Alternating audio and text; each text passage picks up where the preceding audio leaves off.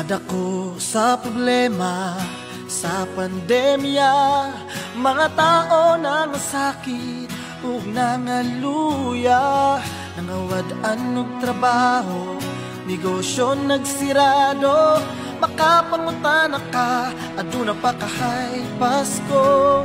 Karon sa mga bata, ginabawalan na, sa mga paryente ug amiga maglisod tag-imbita, pagkaon nga lutuon para na lang sa pamilya, di na ta kalaag maskin asang dapita.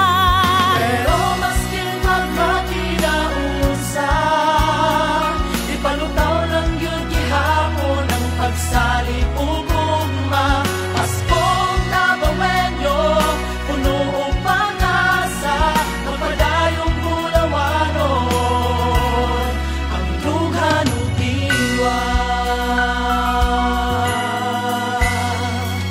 Wala tamaanan nga maingani kita, makulong sa panahon sa Pasko tungod sa pandemya.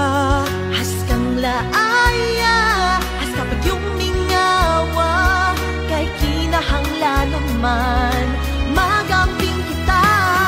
Pero maskin pagmakinaunsa, di palutaw lang yun gihapon ang pagsali ug ugma. Paskong nabawenyo, puno og pag-asa, magpadayong bulawanon ang dughan ug diwa. Ipadayon ang kagasig, ipadayon ang imuha, kay ang tanan lumalamay ra. Ang Ginoo perminaa sa akong taliwala, Paskong nabawenyo, padayon i-celebrate.